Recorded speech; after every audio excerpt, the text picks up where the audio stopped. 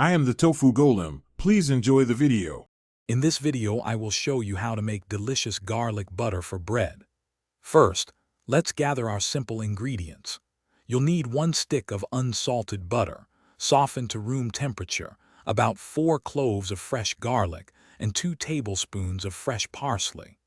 A small pinch of salt and black pepper will also elevate the flavors, creating a truly irresistible spread for your favorite bread. Now let's prepare our star ingredient, the garlic. Take about 4 cloves of fresh garlic and peel them. The key to great garlic butter is finely minced garlic, so chop it as small as possible. You can also use a garlic press for a quick and easy method. Fresh garlic makes a huge difference, so try to avoid any pre-minced options for the best taste. With your garlic ready, it's time to combine everything. In a small bowl, place your 1 stick of softened unsalted butter. Add all of your finely minced garlic. Next, stir in about 2 tablespoons of freshly chopped parsley.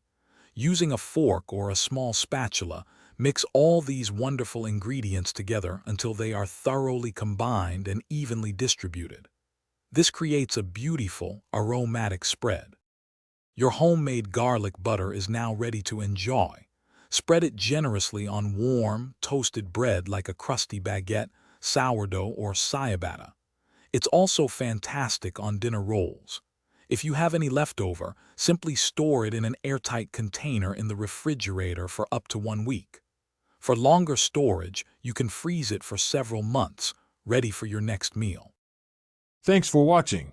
Consider subscribing if we helped you today.